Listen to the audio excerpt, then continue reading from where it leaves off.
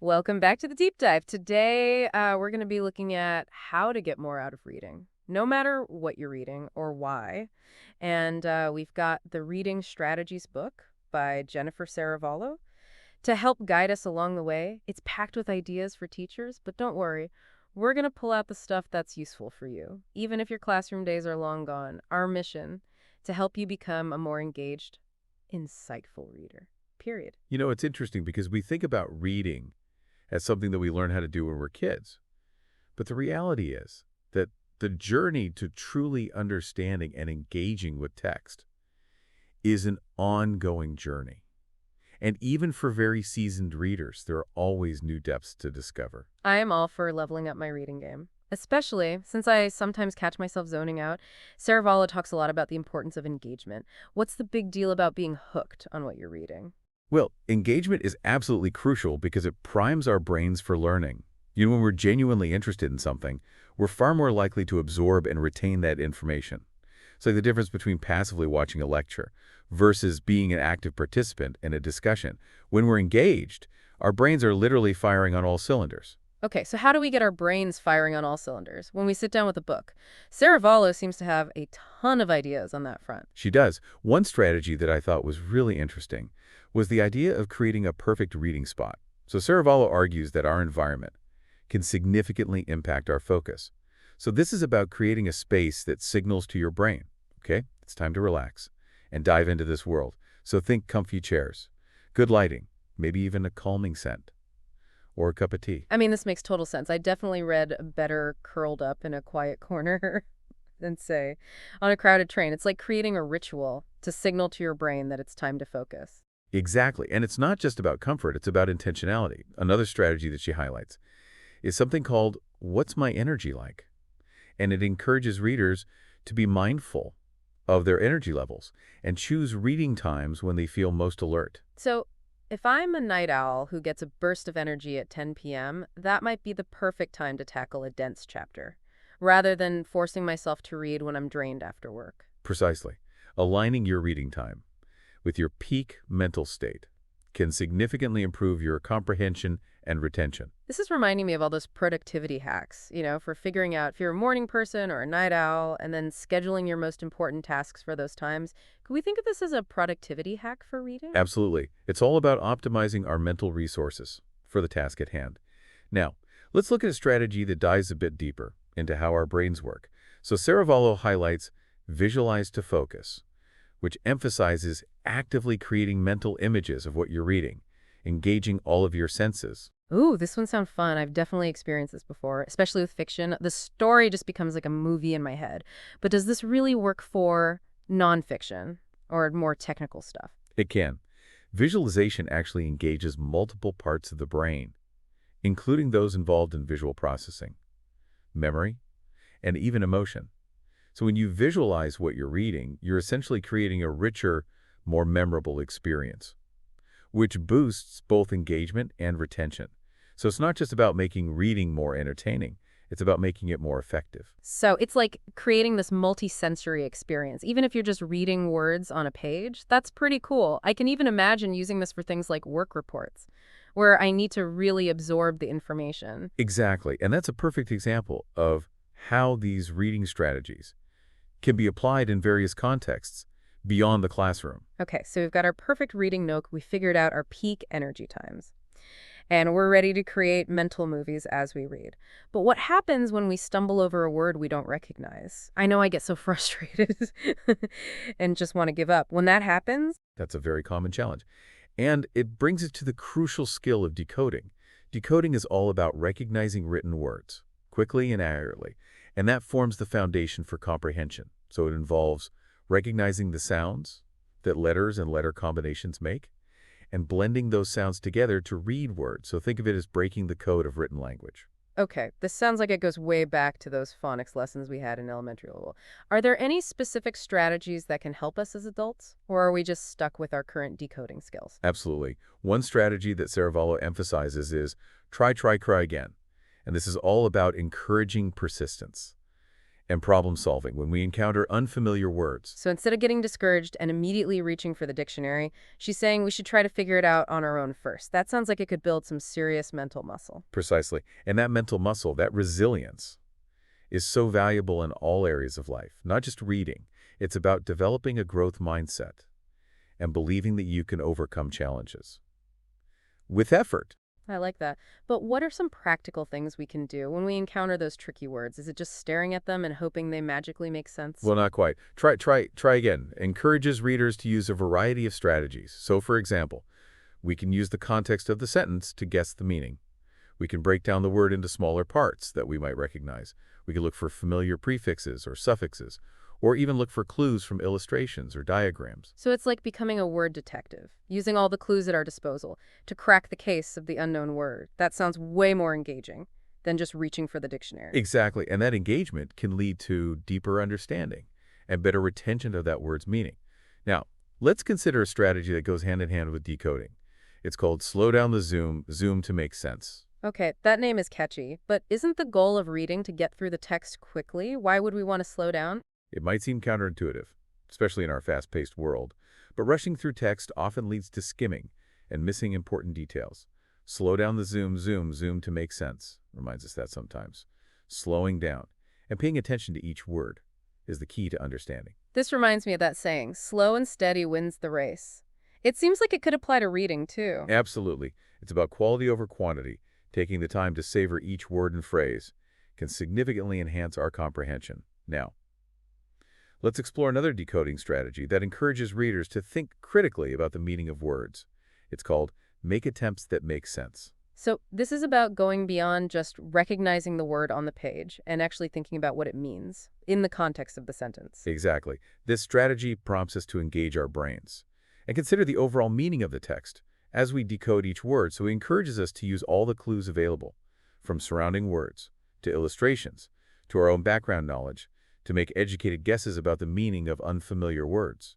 I can see how the strategy could be especially helpful for those of us who tend to skim and rely on intuition to fill in the gaps. It's about slowing down and making sure that our understanding of each word actually makes sense within the overall context. Precisely.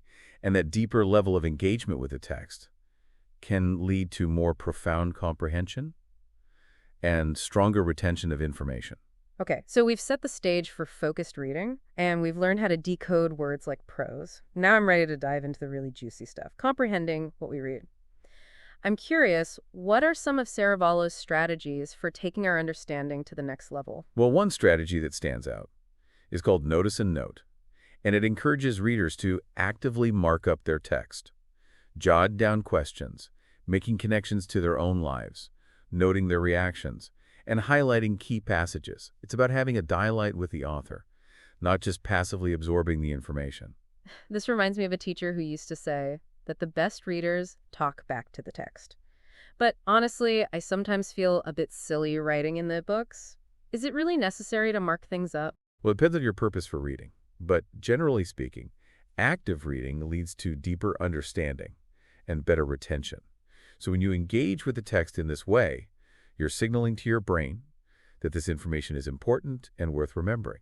You're also creating a personalized record of your thought process, which could be helpful for revisiting the material later. That makes sense. It's like the difference between listening to a lecture and taking notes. You know, those notes help you remember the key points and make connections. So what are some specific types of notes we can make while reading? Well, Saravallo suggests several types of notes, each serving a different purpose. For example, you might jot down questions that arise as you read, which encourages you to actively seek answers. You can make connections to your own life, or prior knowledge, or other texts, which helps you relate the material to your own experiences and strengthen your understanding. You might even note your emotional reactions, which can deepen your engagement with the text and help you analyze the author's craft. That's helpful. I can see how having a system for note-taking could make the process feel less random and more purposeful. Now, what about those of us who love fiction? Are there any specific strategies for getting more out of stories? Absolutely. Saravallo offers several strategies tailored to fiction.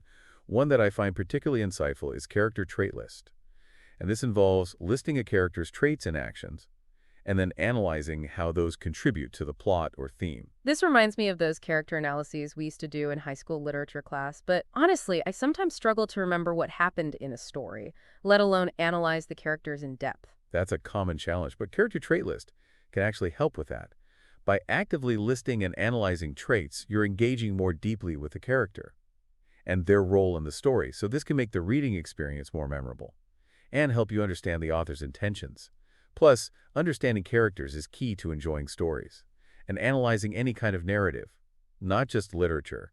So it's like creating the mental profile for each character, paying attention to their quirks, their motivations, and how they evolve throughout the story. That sounds like it could make the reading experience more engaging and help those characters come alive. Exactly. And speaking of characters, another strategy that dive into their inner world is what's in a character's heart.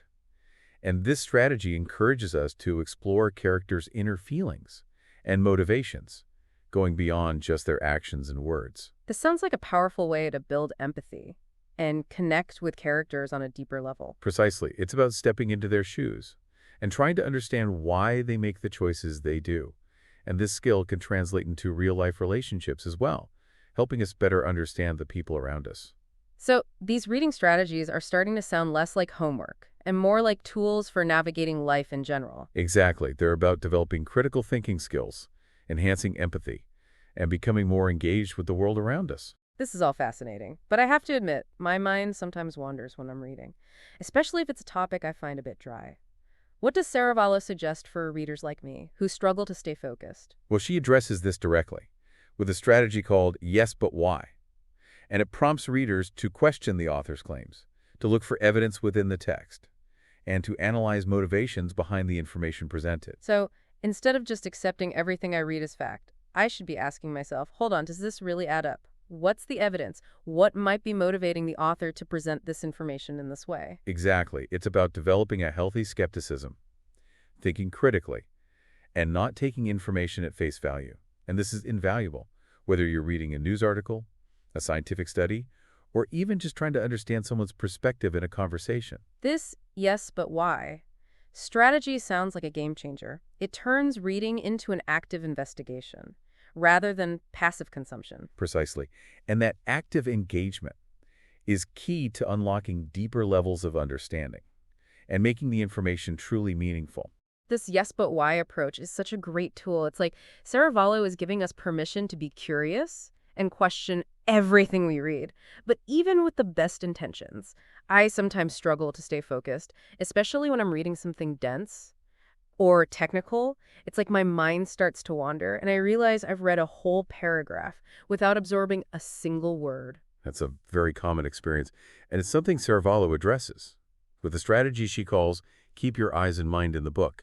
It's all about recognizing when our attention drifts and gently guiding it back to the page. So it's like mindfulness for reading, becoming aware of those wandering thoughts and gently redirecting them back to the words on the page. Exactly. And it's not about beating ourselves up when our minds wander. It's about cultivating that awareness and developing the ability to refocus. Saravallo suggests actually creating a system for catching yourself when you zone out. So you might place a sticky note on the side of the page and make a mark every time you realize your mind has wandered. This visual reminder can help you become more conscious of those moments of inattention. I like that. It's like turning those moments of distraction into opportunities for self-awareness and course correction. Precisely. And the more we practice this, the better we become at staying present with the text. Okay, so we're working on strengthening our focus muscles. What are some other strategies for tackling those reading challenges that can make us feel discouraged? One that I find particularly helpful is monitor your stamina and pace.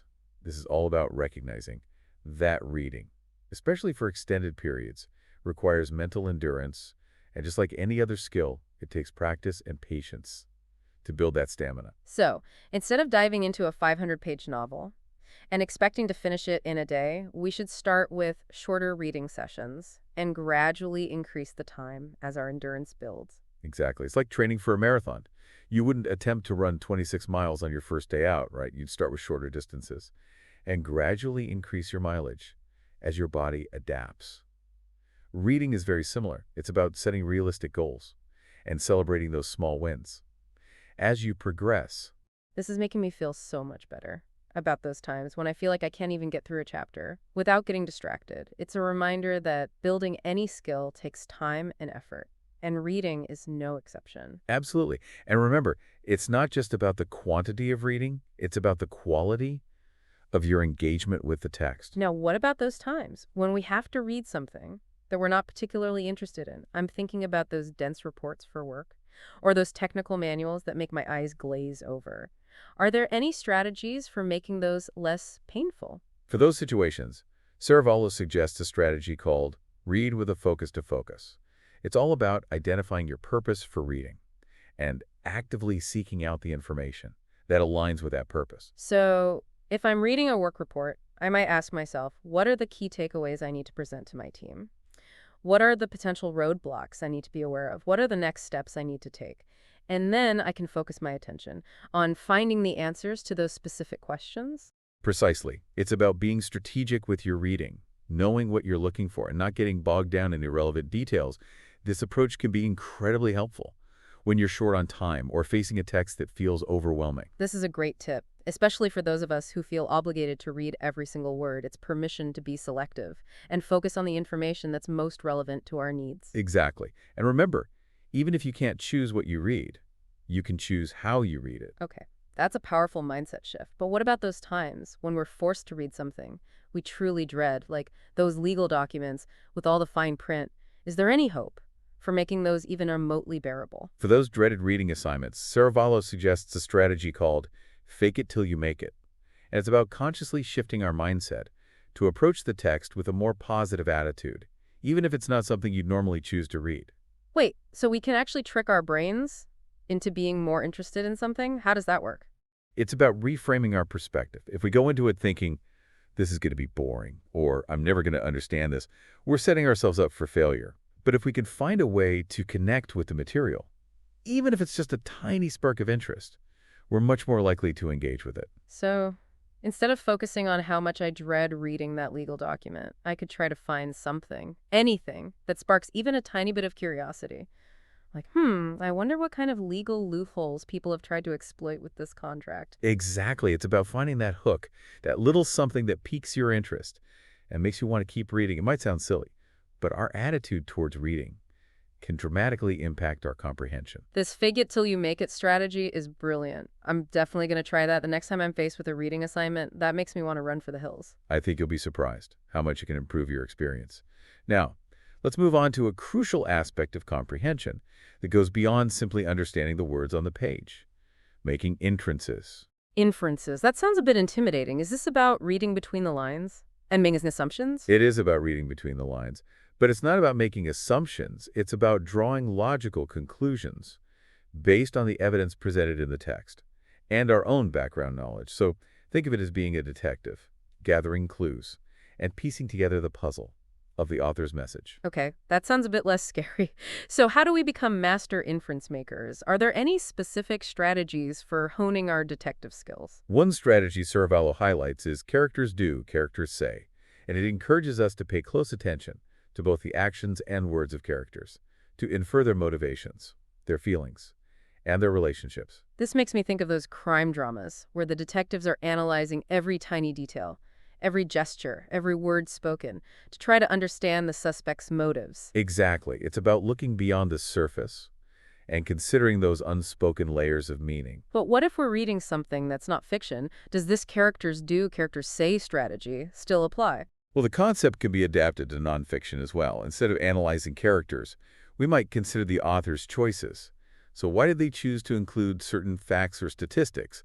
What might their tone or word choice reveal about their perspective? It's like we're analyzing the author as a character in their own work, trying to understand their motivations and how they're shaping the narrative. Precisely. Now, let's consider a strategy that encourages us to be more active participants. In the reading process, it's called You Don't Know, Guess. This sounds fun, but a bit risky. What if we guess wrong? Well, incorrect guesses are actually valuable learning opportunities. They help us refine our understanding of the text and make more accurate predictions in the future. So this strategy encourages us to engage with the text, to make predictions about what might happen next, and then revise those predictions as we gather more information. So it's all about embracing that journey of discovery, even if it means stumbling along the way. I like that. It takes the pressure off of being right all the time. Exactly. It's about being willing to take risks, to make those educated guesses, and see where they lead us. This is reminding me of those choose your own adventure books I loved as a kid. It's about being actively involved in shaping the story rather than just passively following along. That's a great analogy. Now, let's explore a strategy that encourages us to reflect on the evidence. Behind our inferences, it's called "What Makes Me Think That?" This sounds like a good way to check ourselves and make sure we're not jumping to conclusions based on our own biases or preconceived notions. Precisely. It's about pausing to examine the evidence that supports our inferences, making sure they're grounded in the text, rather than just our own assumptions. It's about developing that critical lens and being able to articulate the reasoning behind our interpretations. So instead of just saying, I think this character is lying because they seem shifty, I might ask myself, what specific details in the text make me think this character is lying? Is it their body language, their evasive answers, their inconsistent alibis? Exactly. It's about grounding our inferences in concrete evidence from the text. Now, what happens when we're reading something that feels a bit ambiguous? How do we make inferences when the text isn't explicitly stating the answers? That's a good question. I often feel lost when I'm reading something. That leaves a lot of room for interpretation. Are there any strategies for navigating those more open-ended texts? For those situations, Serafalo recommends ask questions while you read. So, it encourages us to actively engage with the text by formulating questions about the plot, characters, themes, or anything else that sparks our curiosity. This is a great tip. I often get so caught up in trying to understand what the author is saying that I forget to ask my own questions. It's like I'm so focused on finding the right answers that I miss the opportunity to explore my own curiosities. Exactly. And by asking questions, we're essentially signaling to our brains that we're actively seeking answers, which can lead to deeper engagement and comprehension. So it's about turning reading into a dialogue, a back and forth between us and the text. Precisely. And that dialogue can lead to some profound insights and a much more enriching reading experience. Now, let's shift our focus to another crucial aspect of comprehension, determining importance. Determining importance. So this is about figuring out what's worth remembering. Is this where highlighting comes in handy? Well, highlighting can be a helpful tool, but it's important to use it strategically. Saravallo emphasizes that determining importance is about more than just marking up the text. It's about understanding the hierarchy of information, identifying the key takeaways, and recognizing how those details contribute to the overall message or theme. So it's like being a curator, carefully selecting the most valuable pieces from a vast collection. Exactly. And one strategy that can guide this process is to think about the whole thing, and it encourages us to consider the text holistically, focusing on the main idea or message, rather than getting bogged down in isolated facts or details. It's like zooming out to see the forest instead of getting lost in the trees. Precisely. It's about seeing the bigger picture and understanding how those individual details contribute to the overall meaning. Now, let's consider a strategy that can be particularly helpful. When we're reading for a specific purpose, it's called read with a purpose, to decide what to pay attention to.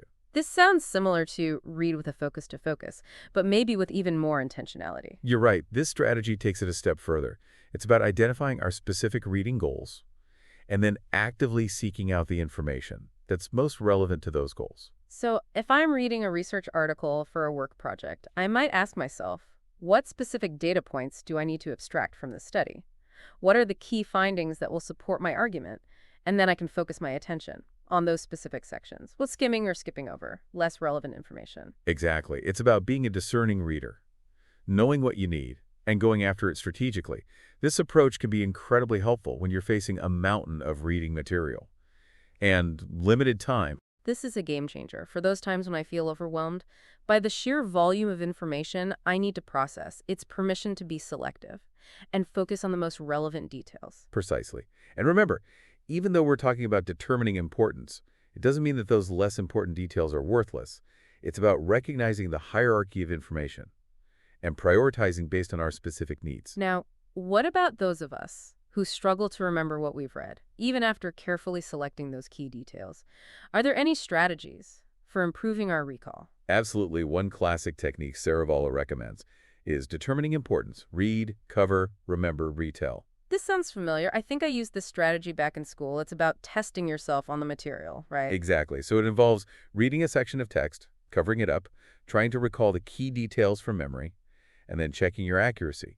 By rereading the section, so this active process of recalling and retelling helps solidify the information in our minds. It's like creating flashcards for your brain, forcing yourself to retreat the information, rather than just passively absorbing it. Precisely. And by repeatedly practicing this technique, you can strengthen your memory and improve your ability to extract essential information from any text. Now, let's move on to another critical aspect of comprehension that often causes readers to stumble: understanding vocabulary. Vocabulary, this is one area where I definitely feel like I could use some improvement. It's so frustrating to encounter a word I don't know and have to interrupt my reading flow to look it up. Are there any strategies for becoming more vocabulary savvy without constantly reaching for the dictionary? One strategy that can help is to apply your word study to book reading. So it encourages readers to connect what they've learned in word study or phonics lessons to the words they encounter in our books. So, instead of treating vocabulary as this separate subject, we should try to integrate it into our everyday reading. Exactly. It's about making those connections and applying that knowledge in a meaningful context. For example, if you've been studying prefixes and suffixes, try to identify those elements. In the words you encounter while reading, this active engagement with word structure can deepen your understanding and improve your ability to decipher unfamiliar words. This is making me realize that I often read on autopilot, just skimming over words, without really thinking about their structure or origin. It's like I've been missing out on a whole layer of meaning. Precisely. And that's what Saravallo is trying to encourage. With these strategies, it's about becoming more conscious, more analytical, and more engaged with the language itself. Now, what about those times when we do encounter a word that we simply can't figure out, even after applying all our word study knowledge? Does Saravallo have any tips for those moments of vocabulary frustration? She does. One strategy is skip it and come back. So it encourages us to simply move on if we encounter a word we don't know and return to it later after we've gained more context. This is such a valuable tip, especially when I'm reading something complex or technical. It's about not getting bogged down in those individual words and instead focusing on the overall flow of ideas. Exactly. Often as we read further, the meaning of those unfamiliar words will become clear through context. So it's about trusting that the puzzle pieces will eventually fall into place. So it's about having faith in our ability to figure things out, even if we don't understand every single word on the first pass. I like that. There. For those times when we need a little extra help with vocabulary, Saravallo suggests check the word wall. This is a strategy I remember from elementary school. We had a big word wall in our classroom where the teacher would post new words we were learning. But how does this apply to adults? Well, the concept can be adapted for adult readers as well. So you might create a personal word wall in a notebook or on a digital document where you collect unfamiliar words and their definitions. This is a great idea. It's like creating a personalized dictionary of words I'm encountering in my reading. It would be so much more meaningful than just looking up a word online and then immediately forgetting it. Exactly. It's about making those words your own, integrating them into your vocabulary, and being able to use them confidently in your own writing and conversations. Okay, so we're expanding our vocabulary and becoming more adept at decoding unfamiliar words. But sometimes, even when I understand the individual words, I struggle to make sense of the overall message. It's like I'm missing the forest for the trees. Well, this brings us to the crucial skill of understanding text structure, which can significantly impact our comprehension.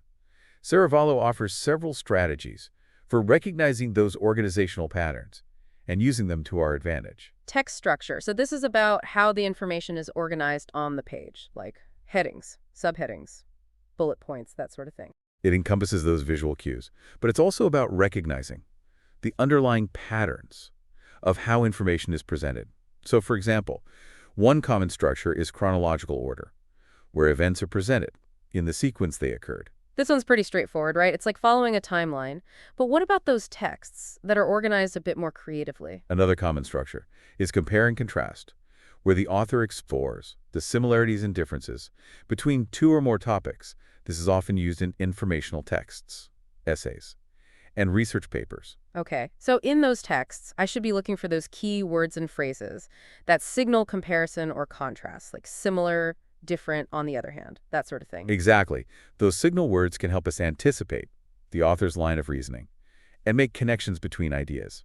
Now, let's consider a structure that's often used in explanatory texts, cause and effect. Cause and effect. So this is about understanding how one event or action leads to another. Like, if this happens, then that will happen. Precisely. So this structure is commonly used in scientific texts, historical accounts, and news articles to explain relationships between events or phenomena.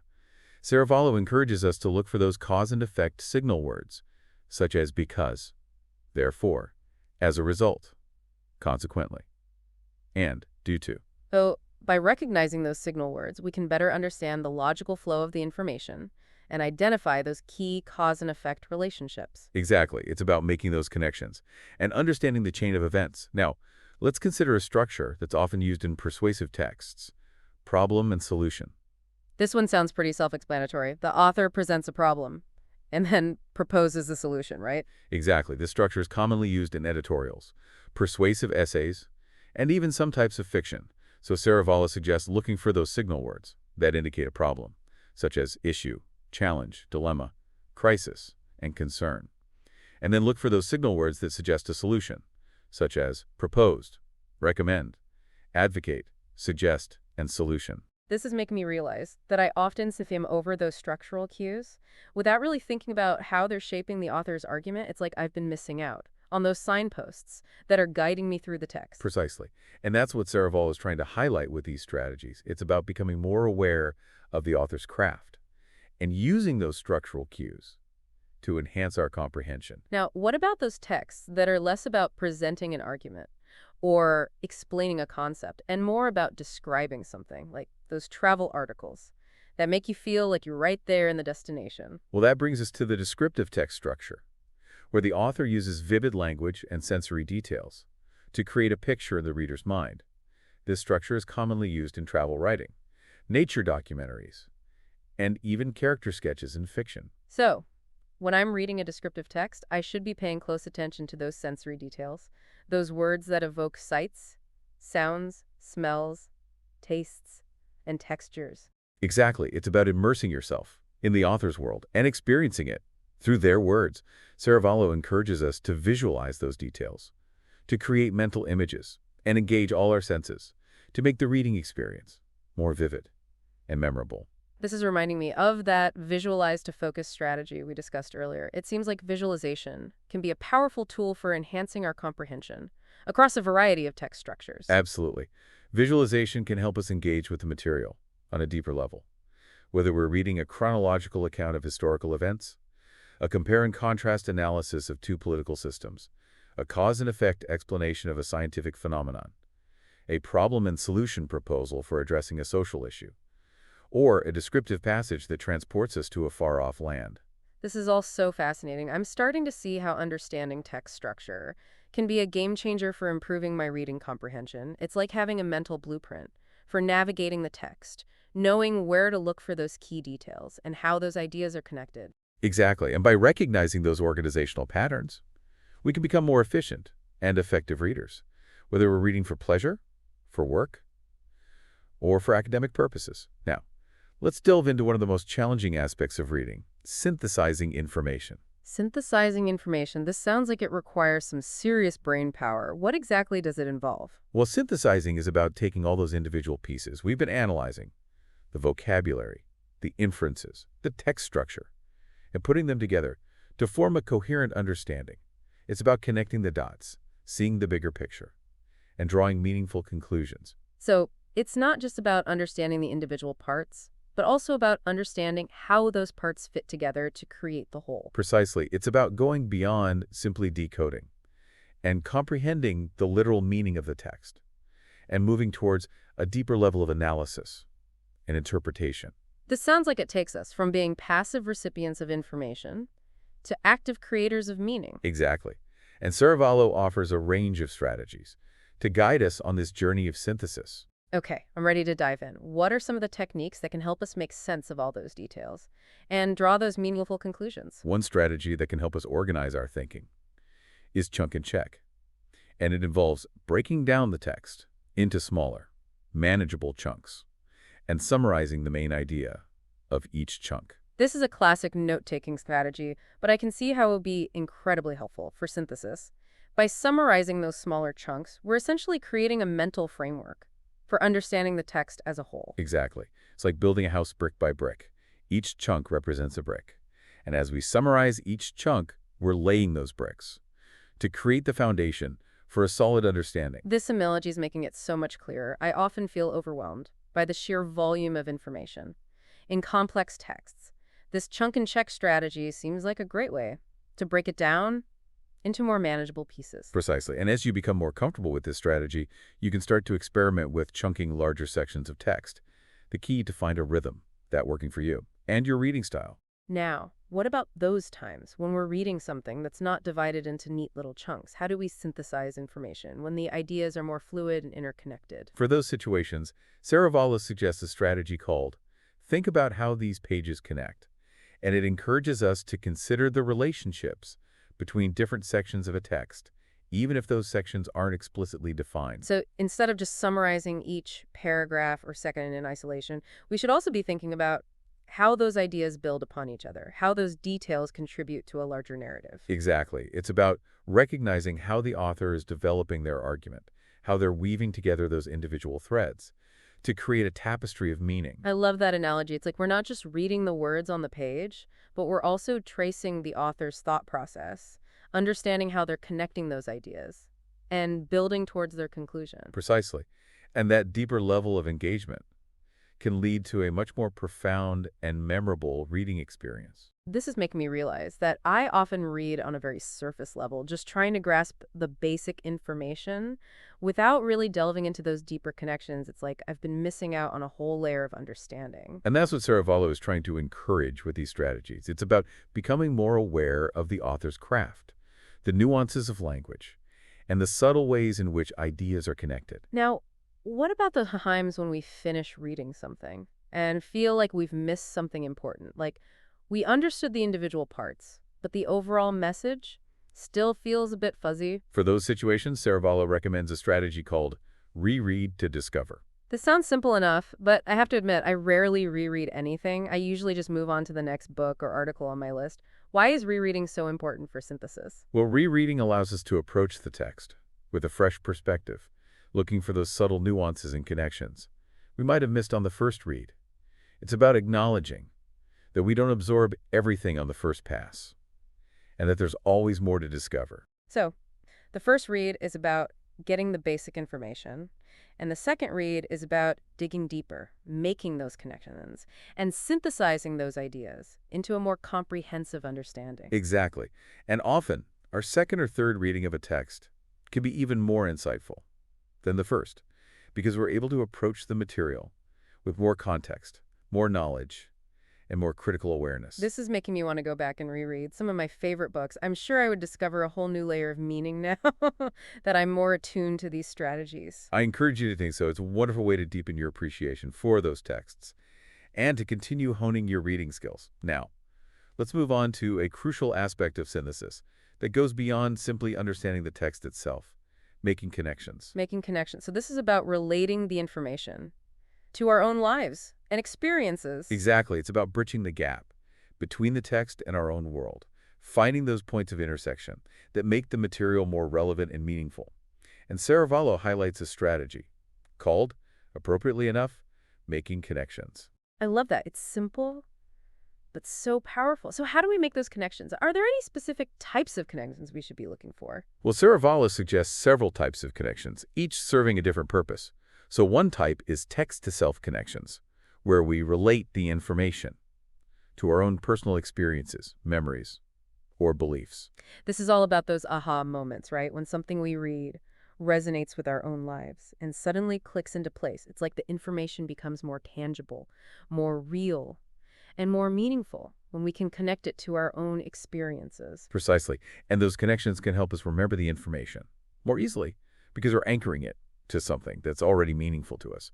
Another type of connection is text-to-text connections, where we relate the information to other texts we've read, whether they're books, articles, movies, songs, or even conversations. So if I'm reading a novel about a dystopian society and I'm reminded of a similar society in a movie I saw recently, that's a text-to-text connection. Exactly. And by making those connections, we're building a web of knowledge, linking those ideas together, and getting a richer understanding. We're also training our brains to make those connections more readily in the future.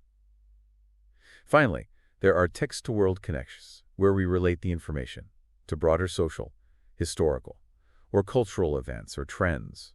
This sounds like it could be really powerful for understanding the context of a text and making it more relevant to the world around us. Absolutely. For example, if you're reading a historical novel set during a particular war, you might make connections to what you know about that war from your history classes or from documentaries you've seen.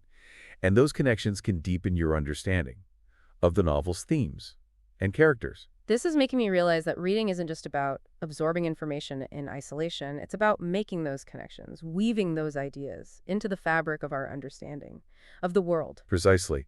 And those connections make the reading experience more enriching, more memorable, and more meaningful. Now, what about those times when we want to share our insights and interpretations with others? Are there any strategies for facilitating the conversations and making them more productive? Absolutely. Saravallo emphasizes that reading doesn't have to be a solitary activity.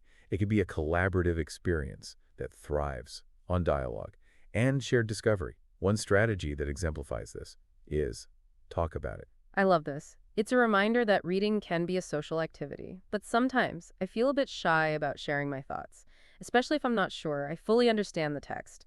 What are some tips for facilitating those conversations in a way that feels comfortable and productive? Well, one tip is to create a safe and supportive environment where everyone feels comfortable sharing their thoughts, even if they're still grappling with the material. Another tip is to come prepared with some open-ended questions that can spark discussion. So, for example, instead of asking, "What did you think of the book?" you might ask, "What resonated with you most in this chapter?"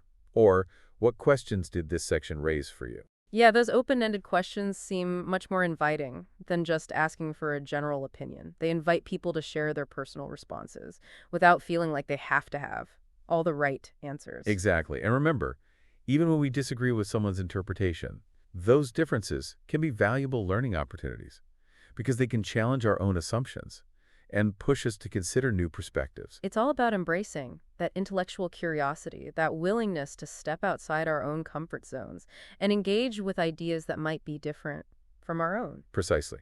And that's the beauty of reading. It exposes us to new worlds, new ideas, and new ways of thinking. This whole idea of talking about it is really resonating with me. I'm starting to see how sharing our thoughts and interpretations with others can deepen our understanding and open up new perspectives.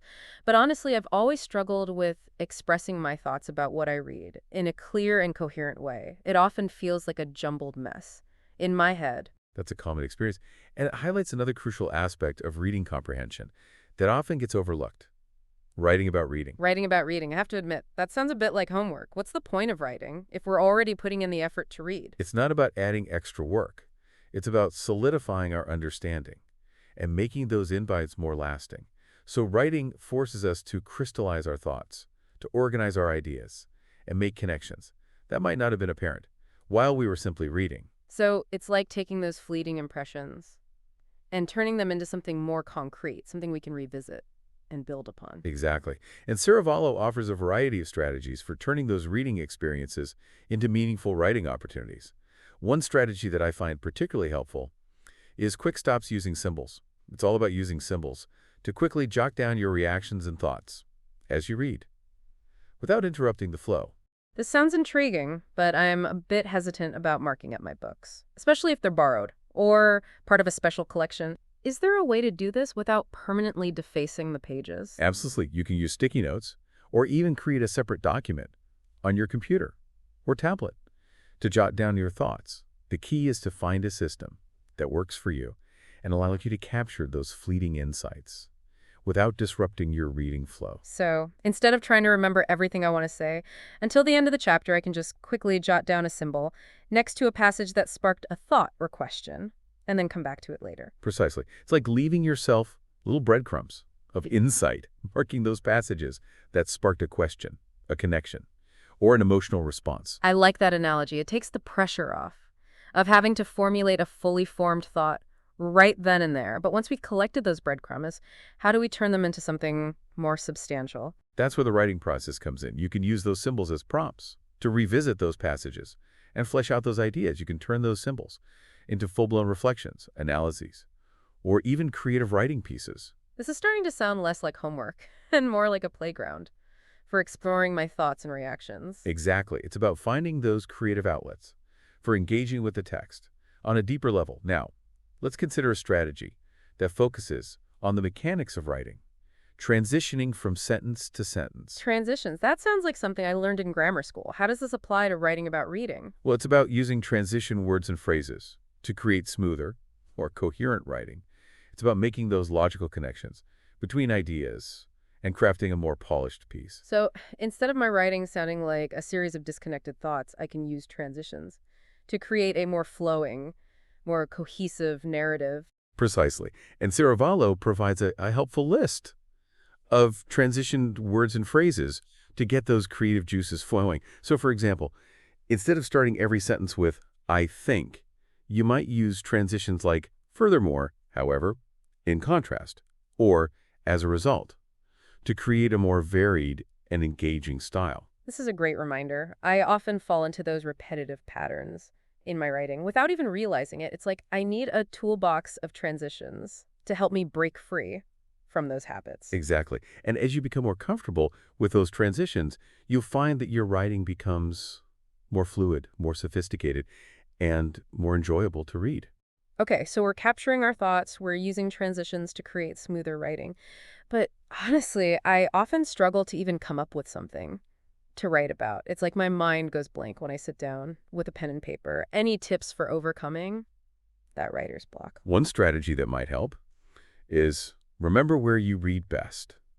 And it encourages you to reflect on those environments where you felt most focused and engaged with a text. This sounds similar to a perfect reading spot, but maybe with a focus on writing rather than just reading. Exactly. It's about when creating those conditions that foster deep engagement and tapping into that same energy for writing. So maybe it's a cozy corner in your home, a quiet cafe, a library, or even a park bench, surrounded by nature. The key is to find a space that inspires you and allows you to connect with your thoughts and ideas. This is a great reminder that our environment can have a huge impact on our creativity and productivity. It's like setting the stage for our writing process, just like we set the stage for reading. Precisely. And sometimes simply changing our surroundings can be enough to spark those creative juices and overcome writer's block. Now, let's consider a strategy that can be particularly helpful for summarizing what we've read. It's called five-finger retelling. This sounds intriguing, but I'm picturing someone trying to write with all five fingers.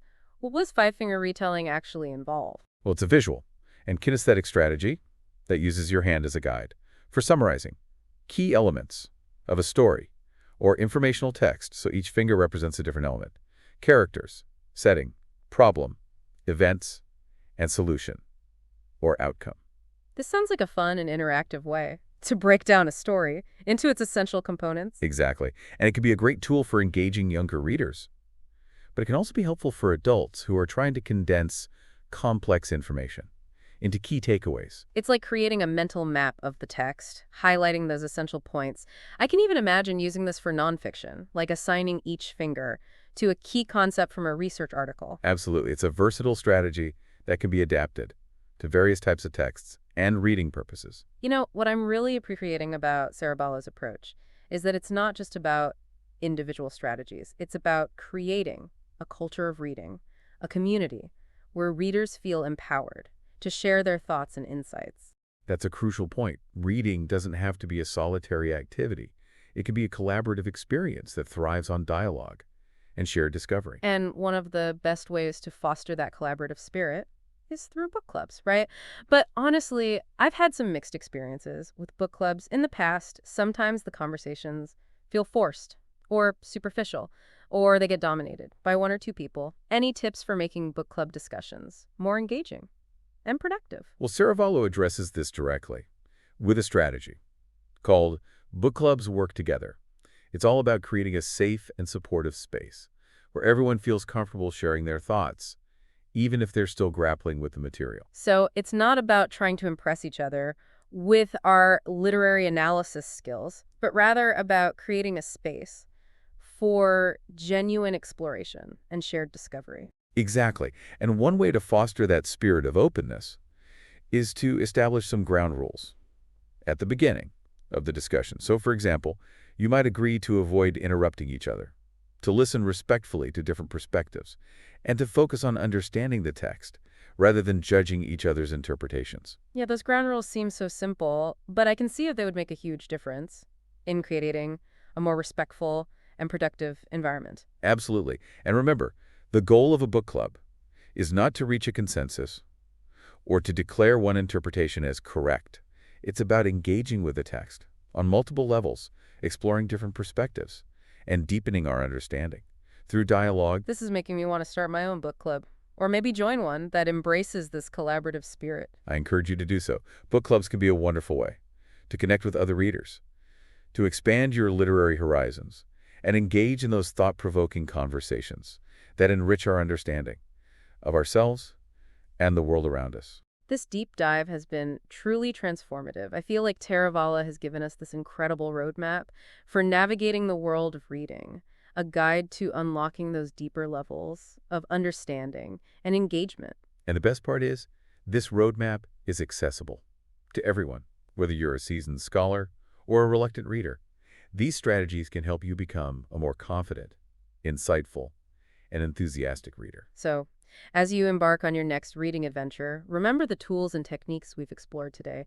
Embrace that curiosity, that willingness to dive deep, and most importantly, enjoy the journey. Happy reading!